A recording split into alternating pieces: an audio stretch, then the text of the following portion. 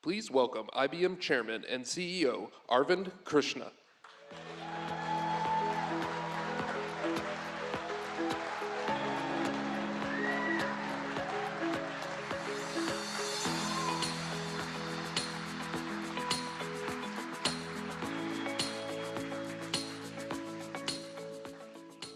So good afternoon everyone, and welcome to Poughkeepsie, New York. Oh,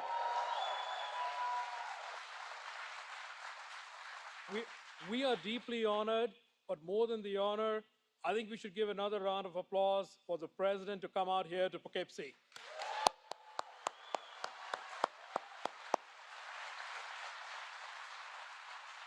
It's an exciting day for the thousands of IBMers who work here at the site, but also for the 240,000 IBMers worldwide, many of whom I know are joining us online or are going to watch this online. IBM's Poughkeepsie site is of deep symbolic value for IBM and the United States, for good reason. For decades, the innovations we have done here in Poughkeepsie have helped keep the United States at the forefront of technological leadership, created countless jobs, and strengthened our economy. It's telling, 74 years ago, Dwight Eisenhower opened one of the buildings on this site, and he called it dedicating this building to the future of America. I think that's what we're seeing here. This very site has produced data processing systems that have made the US Social Security system possible, the Apollo program that helped put a man on the moon, and they power US businesses in every industry, literally every industry.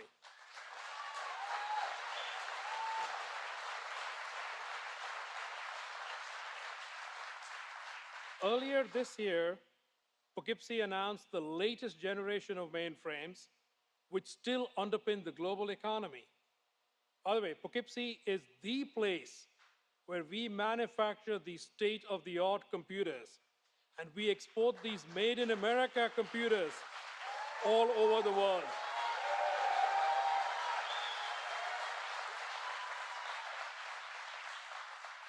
And Poughkeepsie is innovating not just for today, but also for tomorrow. Poughkeepsie is home to IBM's quantum computer data center, which has the largest concentration of actual quantum computers anywhere. So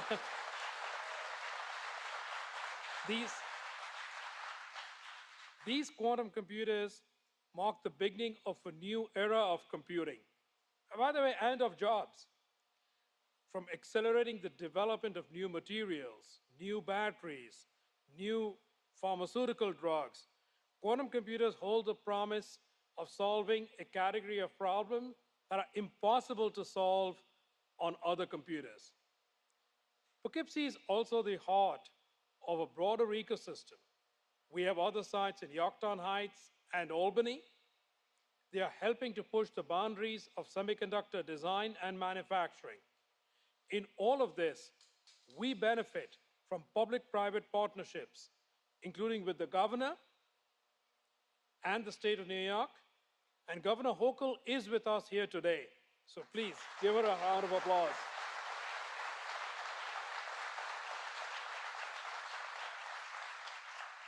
All these innovations, which are critical to the future of US business, industry, and society, will also greatly benefit from the CHIPS and Science Act. IBM commends and thanks President Biden, Senate Majority Leader Chuck Schumer, the members of Congress who are with us here today, and leaders across Washington who work tirelessly to make this unique investment in America's semiconductor industry. Please give them a round of applause.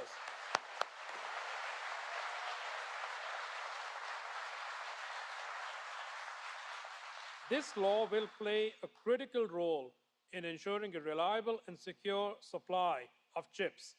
It will also help advance the business of quantum computing. With the CHIPS and Science Act, the federal government has made an important investment in America's future And IBM is going to step forward too.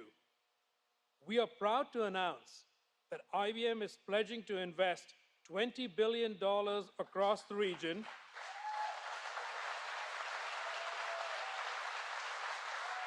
over this next decade in research and development that will keep the Hudson Valley at the forefront of global technology leadership. This investment includes breakthroughs in semiconductor technology, mainframe computers, quantum computers, and artificial intelligence.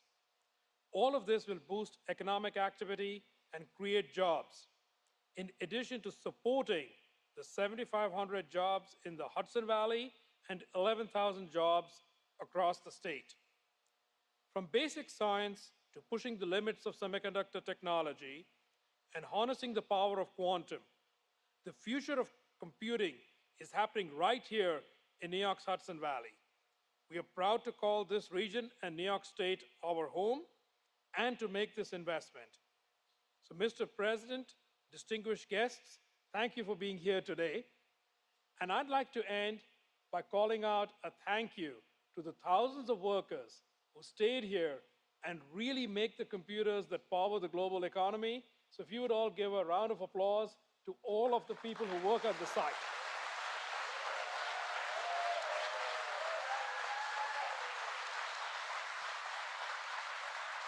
Please welcome Quality Engineering Manager here at IBM Poughkeepsie, Abby Wise.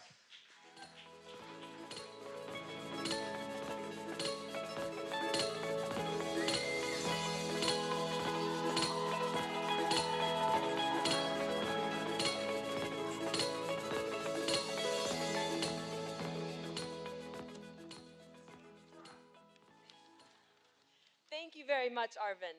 Good afternoon, everyone. My name is Abby Wise. It's an honor to be here today, representing all of my colleagues at IBM Poughkeepsie, and to welcome and introduce President Biden.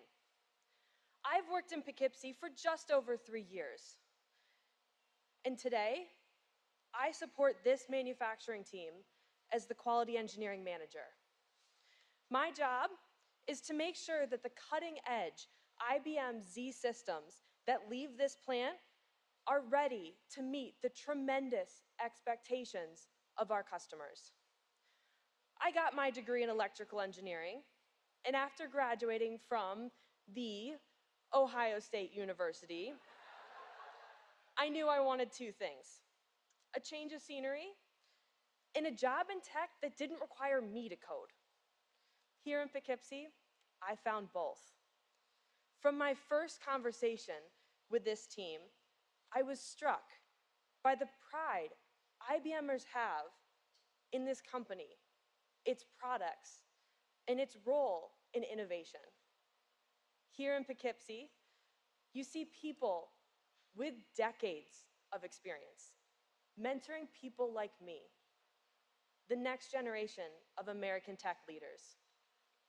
President Biden's visit today is a proud and exciting moment for IBMers all around the world, and for all of us here in Poughkeepsie, who are creating the future of computing. As Arvind said, all the innovations that we deliver here in Poughkeepsie and across the Hudson Valley are critical to America's future. The CHIPS and Science Act will drive new technologies that feed into products IBM and our clients depend on, and it will help ensure America remains a global leader in technology.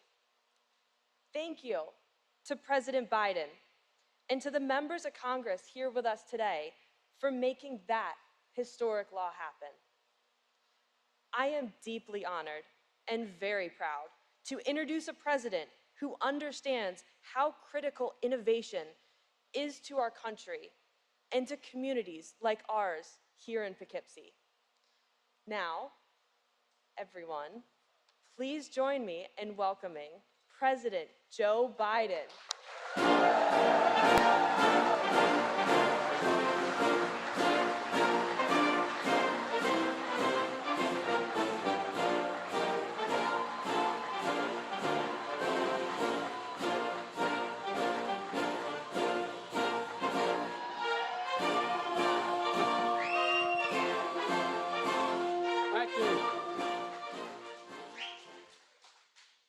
Well, Abby, thank you very much. That's very nice of you. From the Ohio State. And we have a running battle in my office because we have some that went to that other Ohio university. And it's constant. But look, folks, Arvid, thank you very much for hosting us today. It's really important to us. And Governor, thank you for the passport into the state. I appreciate very much. You're a great partner to me and a great leader of the state in creating jobs and making New York, once again, the hub of manufacturing in the world.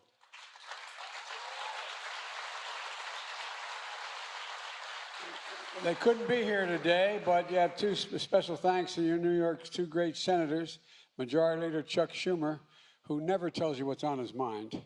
You never have to wonder. He's done a hell of a job. And Senator Gillibrand, she's done a great job as well. And it's great to be here with the Hudson Valley Congressman, Sean Patrick Maloney. Sean, I'm Catherine Eugenia Finnegan's son. I just want you to know that, okay?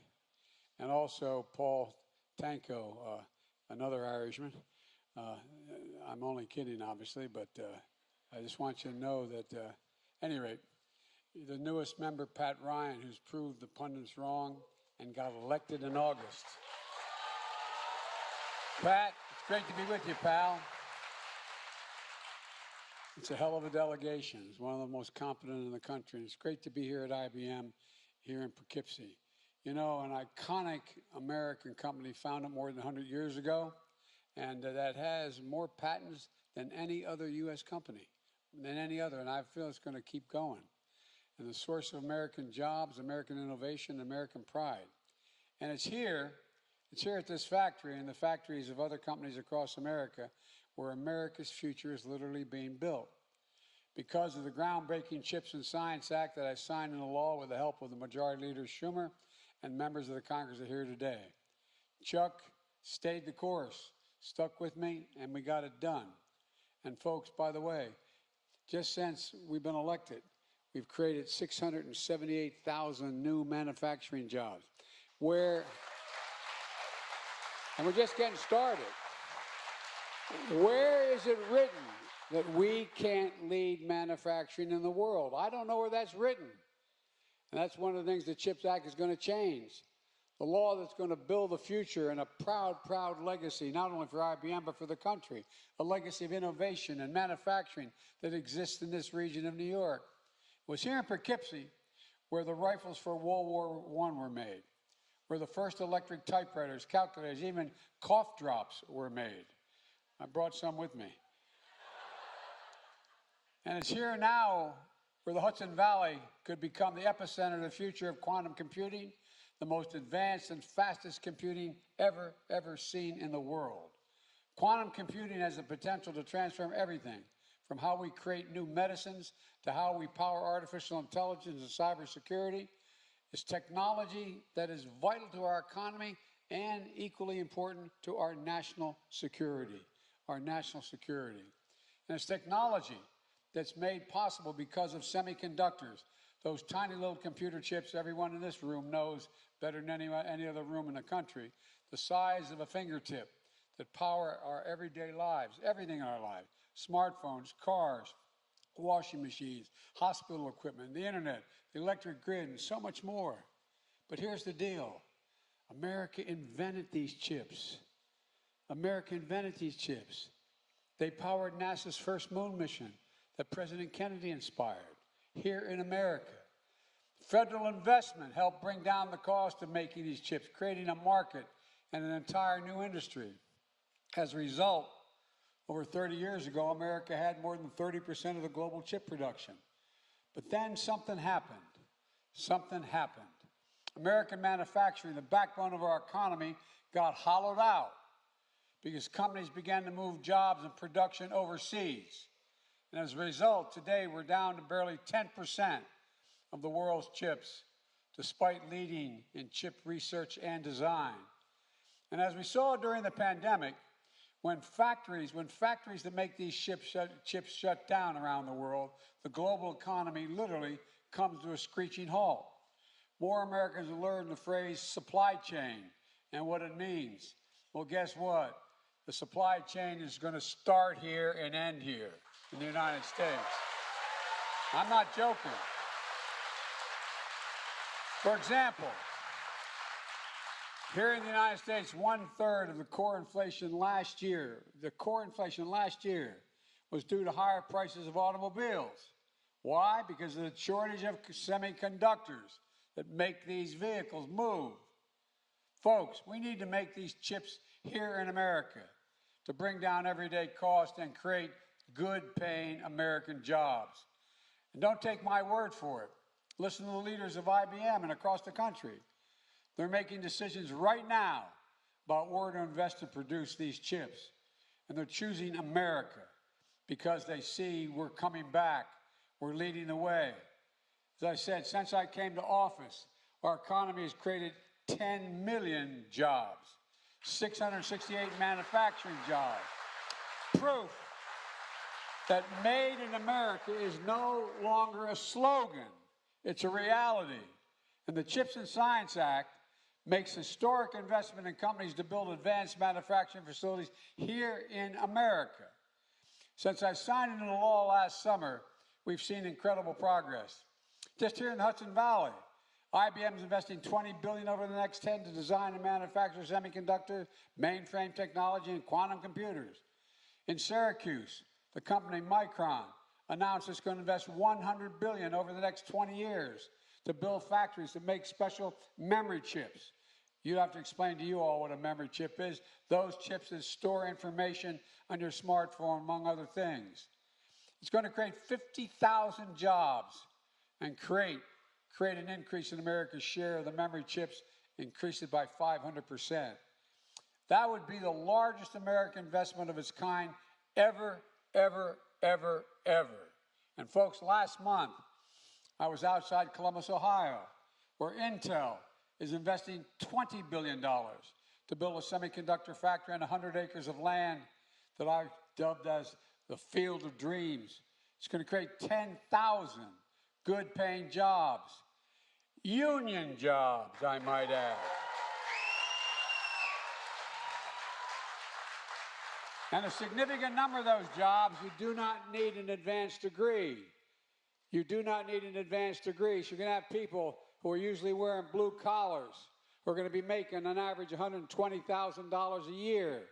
And it's about time. I want to remind everybody, I know I get criticized for being the most pro-labor president in history. There's a simple reason for that. You're the single best trained, most competent workers in the world. That's the reason why. And by the way, the middle class built this country, but unions built the middle class. That's a fact.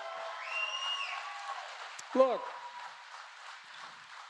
Global Foundries and Qualcomm, they've announced a $4 billion project to produce chips in America that would otherwise have been made overseas.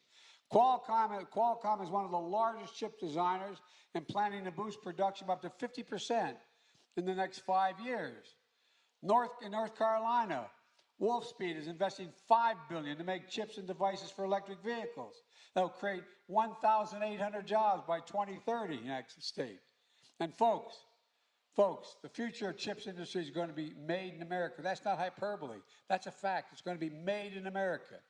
And making these chips in America is going to create new businesses for countless small manufacturers and suppliers into the supply chain that's going to thrive, all because of this law.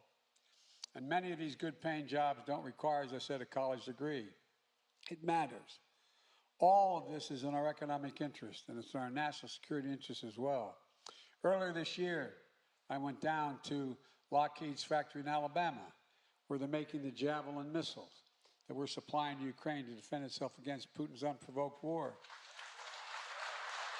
Folks,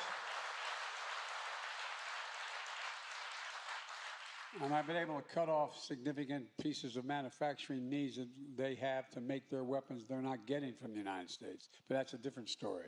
We need semiconductors not only to make these Javelin missiles, but also the weapon systems of the future that are going to rely even more on advanced chips. Unfortunately, we produce 0% of these advanced chips today. 0% of these chips that we need today. China is trying to move ahead of us in manufacturing them. It's no wonder, literally, the Chinese Communist Party actively lobbied against the Chips and Science Act that I've been pushing in the United States Congress.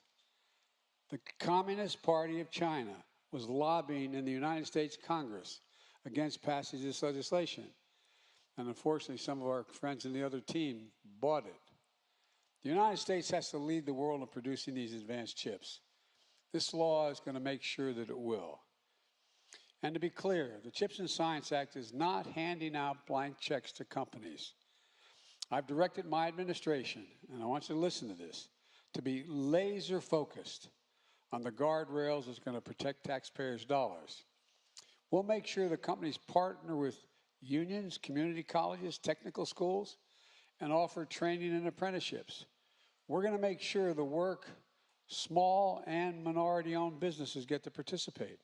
We're going to make sure the companies that take these taxpayers' dollars do not turn around and make investments in China, investments that undermine our supply chains and national security. That's a guarantee.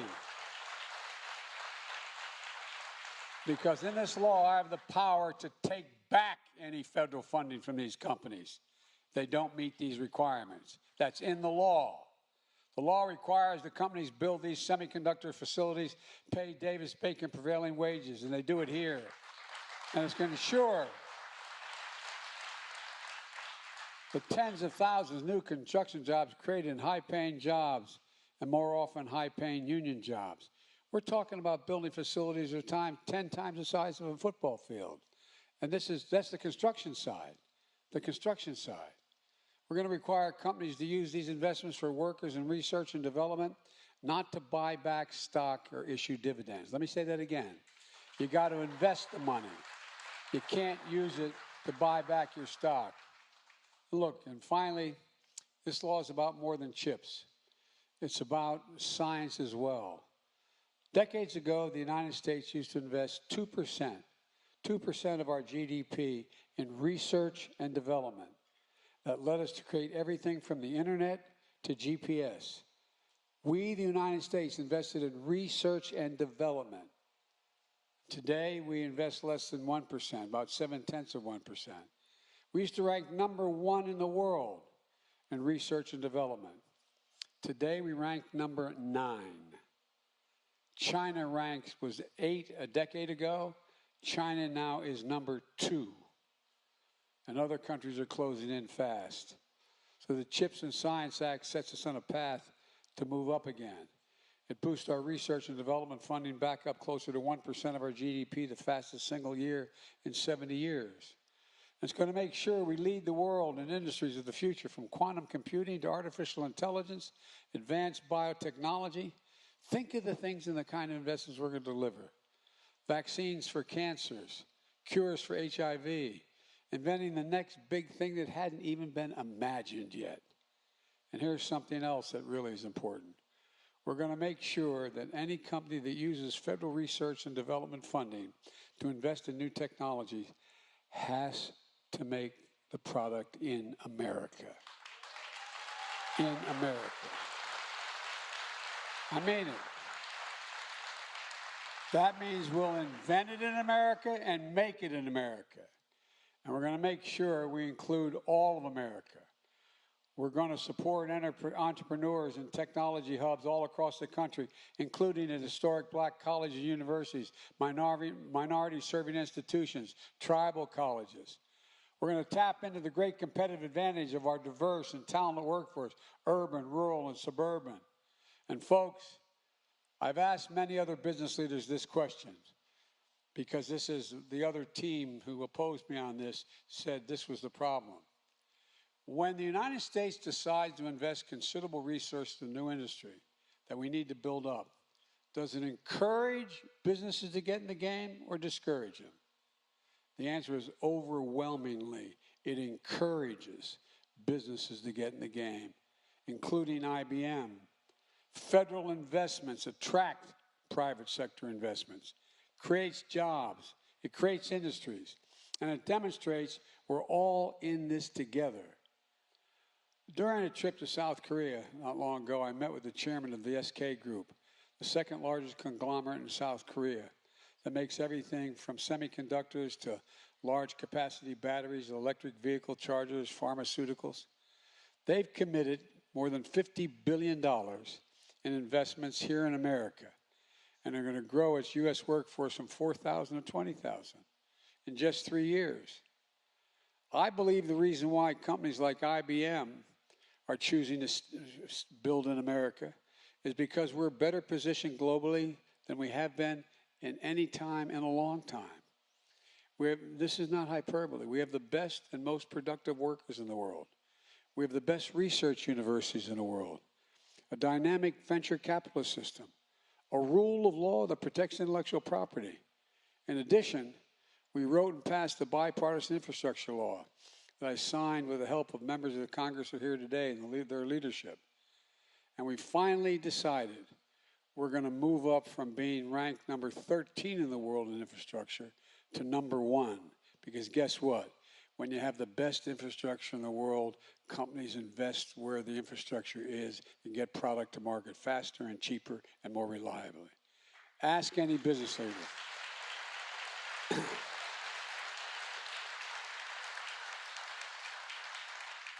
Ask any business leader, what is one of the most important factors they consider when deciding where to invest?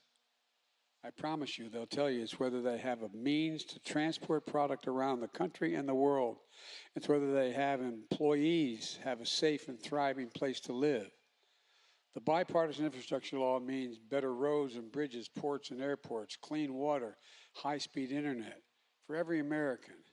That's going to create millions of jobs all by itself and make us more competitive worldwide. It's a game changer. $200 billion for infrastructure. Let me close with this. You know, I've had a great partner here with me and a great leader of this state who is creating jobs and making New York the hub of advanced manufacturing. And it really does matter. It really does matter. Because that's one of the reasons I think you have attracted some of the investment here from other major computer chip businesses that are in the world, in the United States. It matters. It matters. This is about economic security, folks. It's about national security. It's about good paying jobs you can raise a family on. Jobs now, jobs for the future. Jobs in every part of our country, and that's what we're going to see here in this factory in the beautiful Hudson Valley. People of all ages, all races, all backgrounds, with advanced degrees to no degrees, working side by side, doing the most sophisticated manufacturing the world has ever seen. And they're showing what I've always believed. And I mean this from the bottom of my heart. I've been saying this since I decided to run. There's nothing the United States is unable to do if we set our mind to it. Nothing. And if we do it together. I really mean it. You see, when I were walking down to get to the first event, we talked about it. More is going to change for the better in the next 10 years than happened in the last 40 years. We're at an inflection point in world history where the changes that are going to take place in the next 10 are going to fundamentally alter the way in which we look at the world and our place in the world. And that's not hyperbole. It's real. And we are better positioned than any nation in the world to own the second quarter of the 21st century. I really mean that. And it's because of companies like yours. It's because of innovation. It's because of all of your willingness to make it in America. So God bless you all, and may God protect our troops. Thank you very much.